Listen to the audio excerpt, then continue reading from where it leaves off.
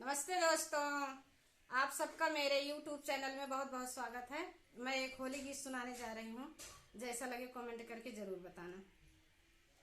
होली खेल रहे बाके बिहारी, आज रंग बरस रहा। होली खेल रहे बाके बिहारी, आज रंग बरस रहा।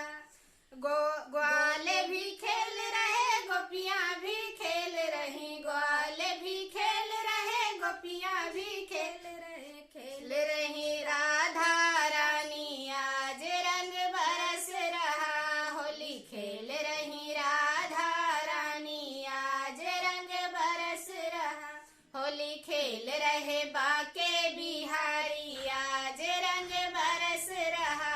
होली खेल रहे बाके बिहारी, आज रंग बरस रहा। नंद बाबा खेल रहे, यशोदा भी खेल रहे। नंद बाबा खेल रहे, यशोदा भी खेल रहे। होली खेल रहा पूरा नंदे गाँव, आज रंग बरस रहा। होली खेल रहा पूरा नंदे गाँव, आज रंग बरस रहा। होली खेल रहे बाके बिहारी, आज रंग बरस रहा। होली खेल रहे बाके बिहारी, आज रंग बरस रहा।